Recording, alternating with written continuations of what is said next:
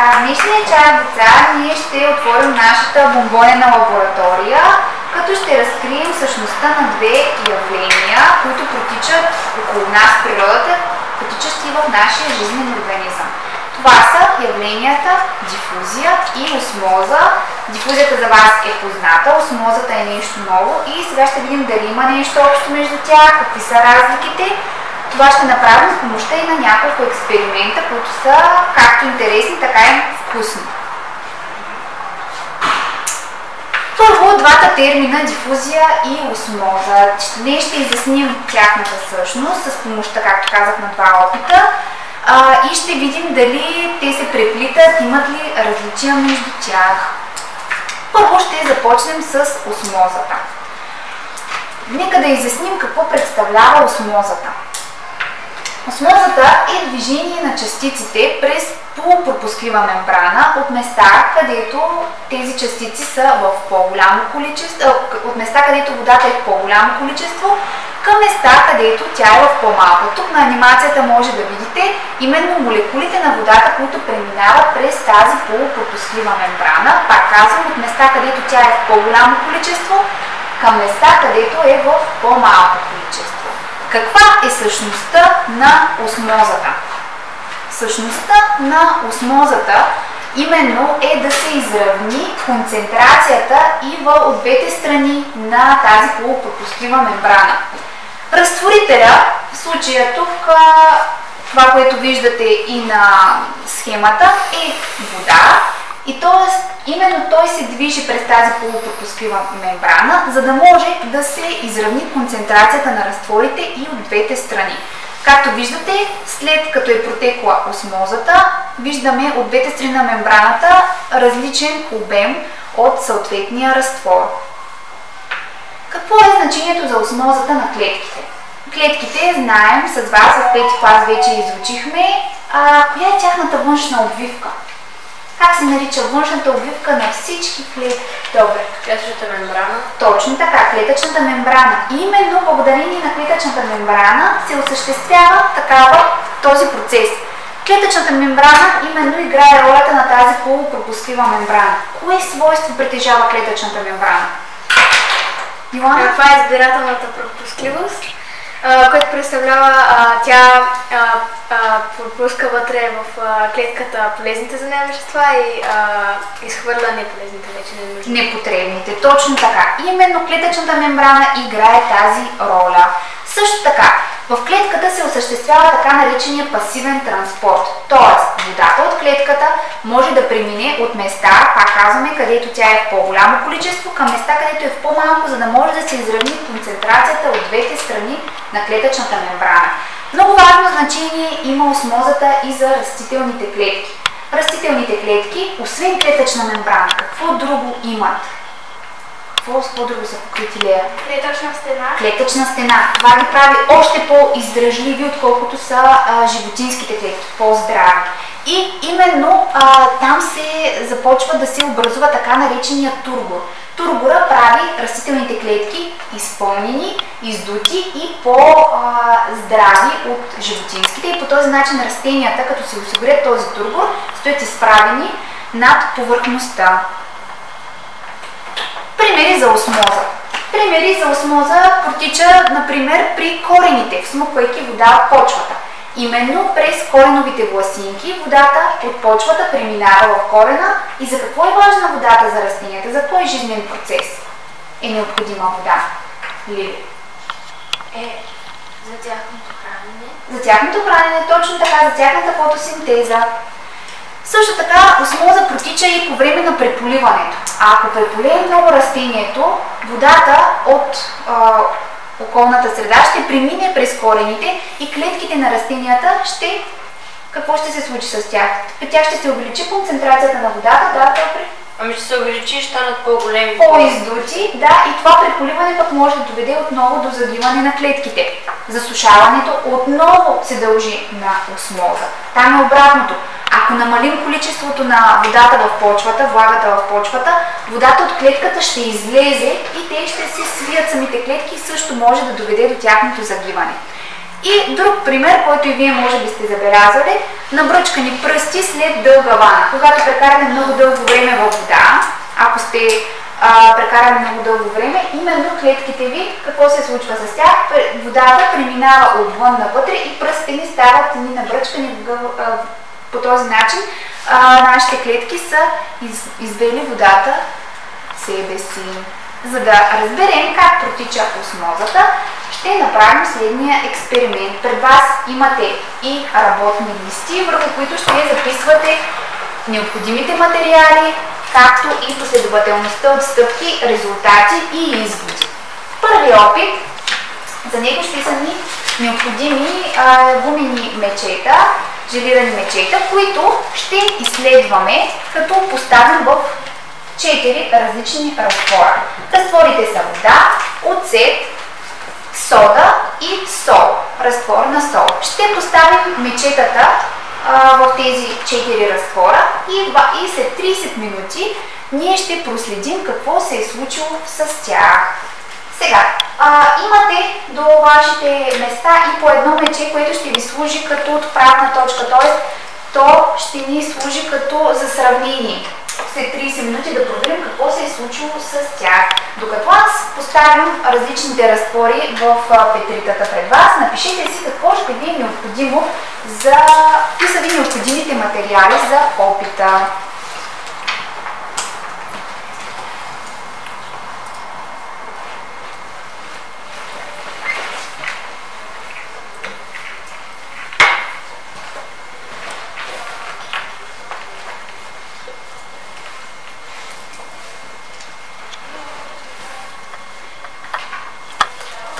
Поставям водата, всички.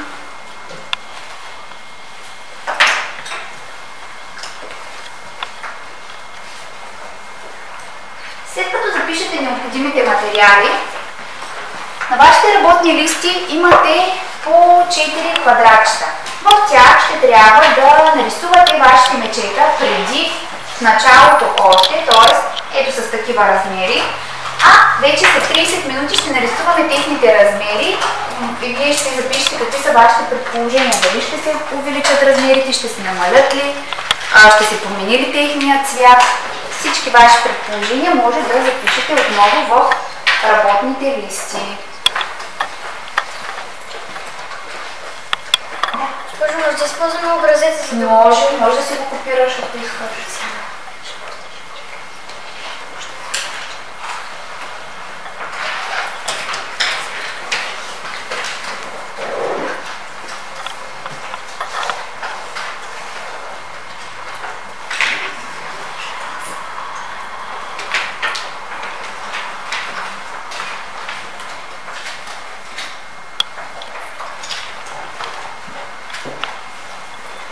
Слагаме соления разтвор.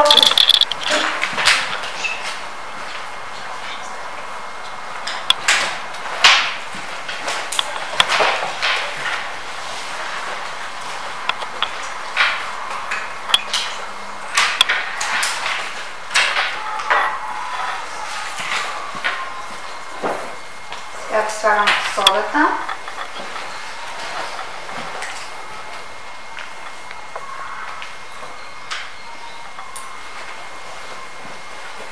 И ще чуя вашите предположения.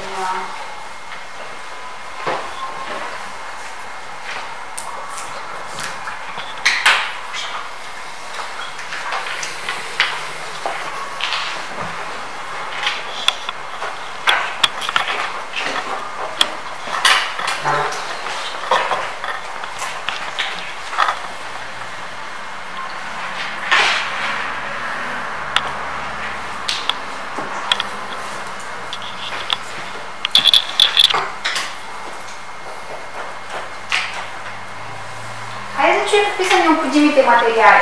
Кой ще прочете какво е записал към необходимите материали? Сега не слушам. Необходими материали. Гумени мечета, вода, оцет, разтвор на сода и сол. Добре, разтвор на сол. Точно така. И също така може да си запишем, че ни трябват и стъклата от вид петри. Петрита. Може да запишете и 4 петри.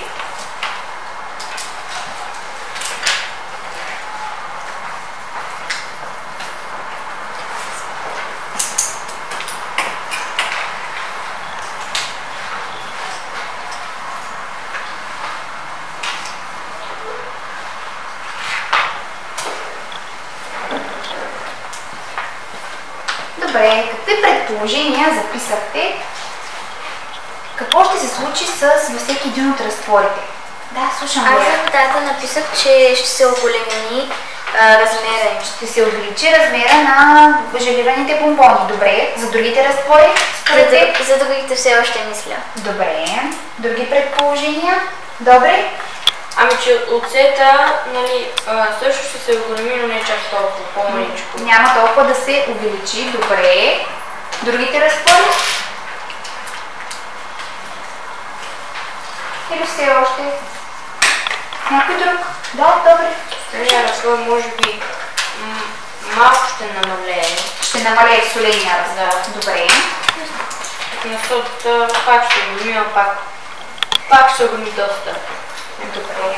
Ще видим какво ще се случи. Други предположения? Или ще си ги запазите за накрая? Добре, тук на катедрата съм оставила и 4 разтвора с мечета, които са престояли вече 8 часа. Така че ще видим резултата и след 8 часа какво се е случило с тези 4 разтвора. Всички записаха ли са? Да.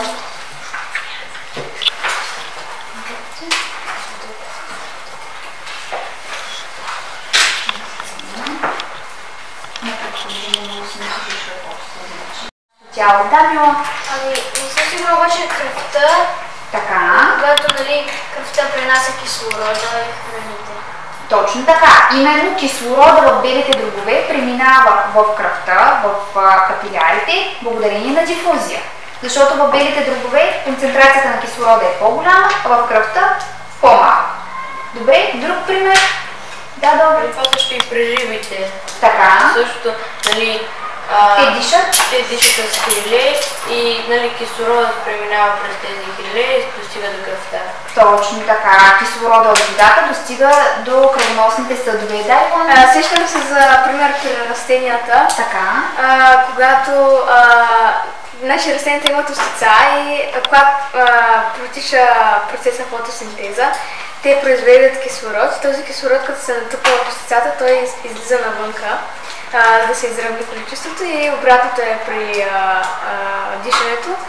Произвежда се въглероден диоксид, и когато се натъпва в остицата, той излиза навън. Точно така. Този газообмен се извършва през устицата. Също съм ви дала пример и с чревните власинки. С вас се запознахме и с храносмилането и ролята на тънкото черво в този процес, като именно в тънкото черво чревните власинки всмукват полезните вещества и чрез дифузия те преминават в кръвта и така достигат до всички клетки на нашето тяло. Нека да видим и какви са различията между дифузия и осмоза. Първо, че дифузията, тя е характерна за веществата. Казахме с вас, сме си говорили, че основно протича при течности и газове, но можем да видим и при твърди вещества, но с много по-малка скорост, докато осмозата, тя е характерна само за водата и за останалите разтворители, т.е. само течности могат да извършват това движение през тази полупропусклива мембрана. При дифузията не е необходима мембрана, не е необходима такава, а при осмозата е задължително наличието на полупропусклива мембрана. Именно затова осмозата е частен случай на дифузията.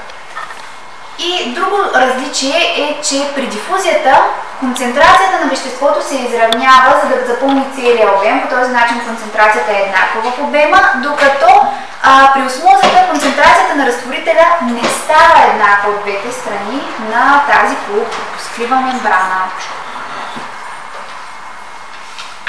За да видим как протича дифузията, сега ще направим още един експеримент. Ще направим една бомбонена дъга. За целта ще ви събера на 3 групички и ще ви раздам различни разноцветни бомбони. Така, хайде сега ви батъчина ще сте, ако искате се обърнете назад към тях. Ще работим тук. Вие ще работим назад. А вие умишате да се обърнете на този чин и ще работите тук. Така. Сега, да, ето може да видите и на вашите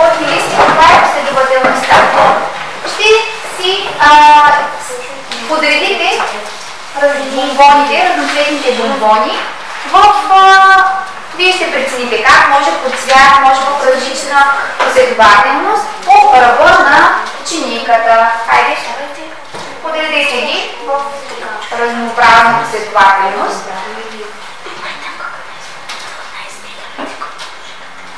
Някои ги редуват, други ги подреждат по цветове.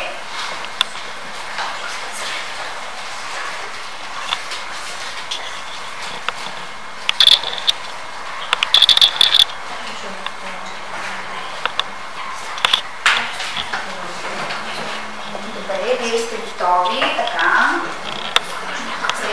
Ами малко ги разредете, така, ставете повече, има от други цветове. Добре. След като подредихме бомбоните, внимателно ще поставим вода в чиниката и ще наблюдаваме какво се случва с техните цветове. Водата е достатъчно, колкото да покрие половината от бомбоните. И само след няколко минути ще наблюдаваме развиването.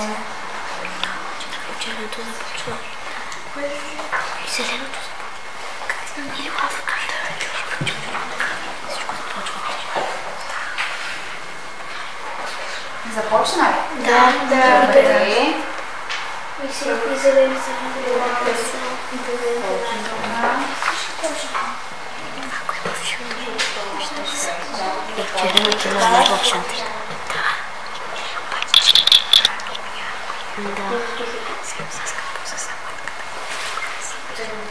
След като видим какво се случва с този процес, ще отговорим на въпроса на какво се дължи това красиво оцветяване. Това много хубаво става.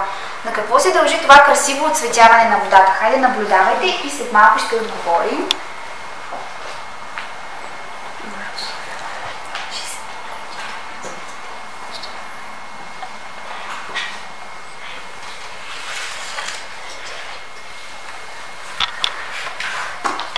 Може би трябваше да ги редувам.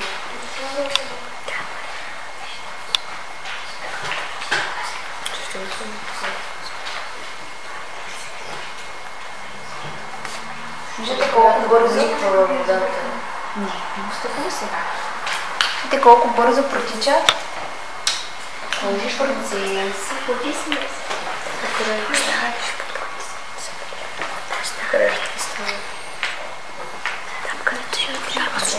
Където почнаха да се смесват.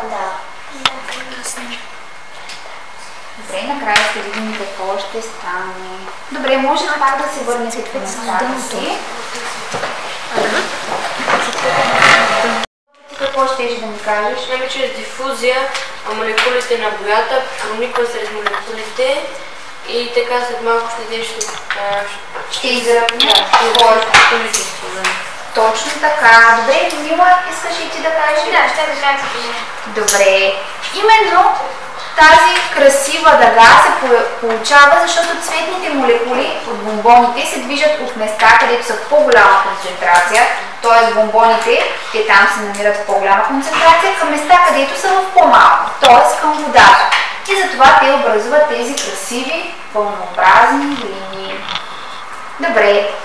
Сега, докато още малко изчакваме какво се е случило с вашите желирани мечета, сега ще ви покажа какво се е случило с тях след 8 часа. Ще извадя 4 мечета.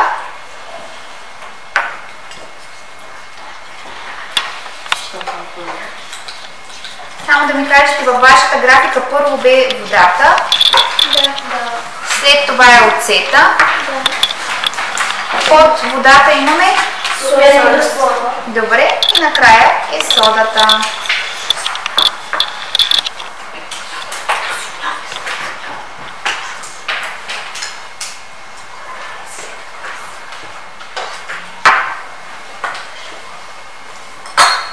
Така, ето как изглеждат тези мечета. Ето в мечета, което може да сравним с първоначалното му размер.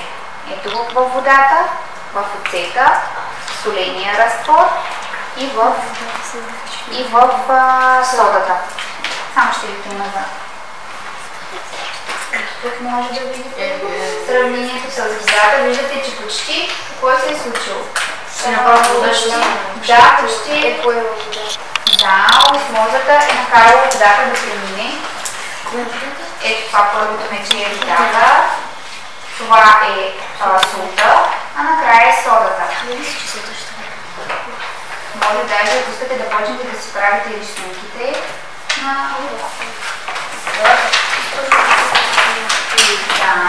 вижте, това е с водата, с яйцета, с солта и с содата. Вода.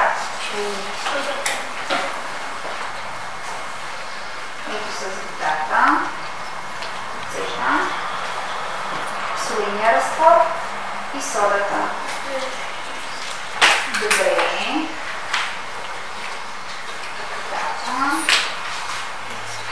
Яйцета, соления разтвор и в содата. Може да видите сравнението. Да, може да почнете да си правите рисунките. Яйцета, соления разтвор и содата. Ако ви оставим още повече време, по-дълго време, още повече ще увеличат своите размери. Да. То, нали, осмозата, колкото по-големи станат, значи толкова повече от това вещество няма в самия бомбон. По-скоро концентрацията проспада, да, тъй като ние го разреждаме този разтвор. В случая желатина с захарта, които се намират в бомбони.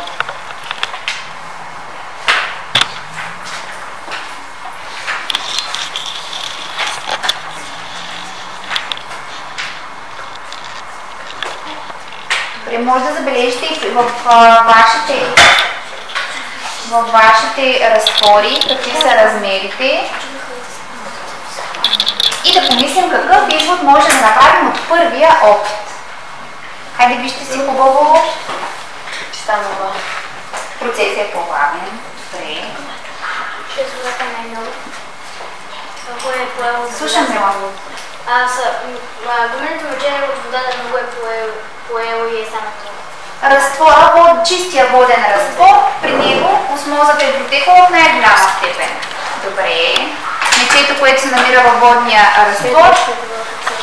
След това вдяхме в оцета. Добре. Добре.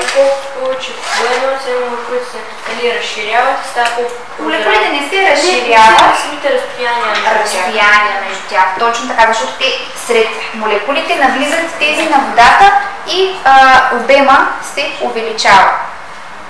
Добре. Някой друг нещо да допълни? Това може да си го запишете отзад в извода към първия опит. Казахме, че вие сами видяхте, че осмозата в водния разтвор е протекла в най-голяма степен и съответно гумените мъчета, които са поставени в него, имат най-големи размери. Ето тук, в извод. Че осмозата е протекла в водния разтвор в най-голяма степен и водата е увеличила размерите на желираните бомбони.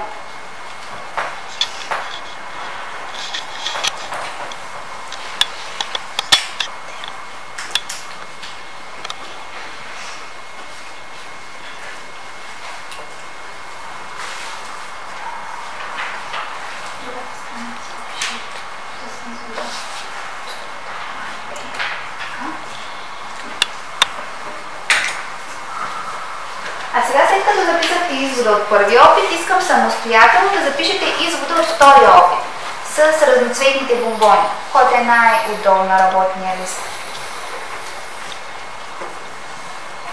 Какъв е извода от това? На какво се дължи? Това, което казахме преди малко. На какво се дължи образуването на тези красиви разноцветни вълни?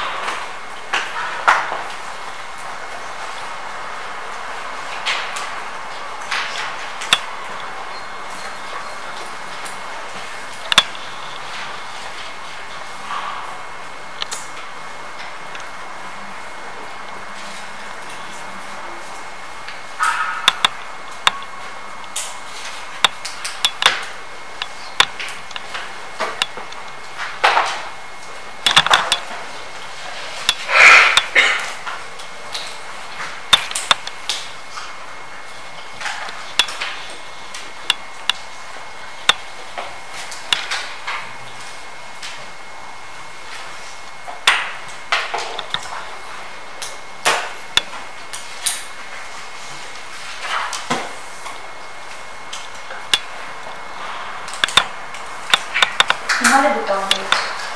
Има готови. Хайде, кой ще чуем с неговия извод? Аз записах, че молекулите на боята от бомбоните чрез дифузия проникват в молекулите на водата и изравняват количеството си в водите. Концентрацията си. Добре. Някой друг? Добре. Молекулите на водата проникат сред молекулите на водата и така се чуят тези цветни лъчи. Добре, обаче кои първо тръгват? От тези от боята проникват сред тези на водата. Добре. Да. Всички ли написаха това като извод? Добре. И след като ние установихме какви са разликите, какви са приликите между тези две явления, които непрекъснато протичат в природата и в нашето тяло, и тъй като се справихте много добре с поставените задачи, няма как да не завършим с една награда към вас.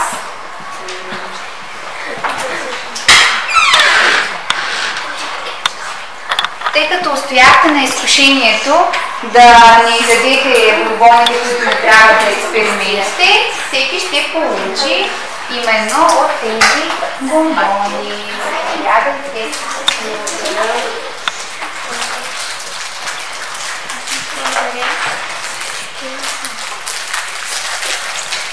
Обещах, че трябва да издържите. Мила.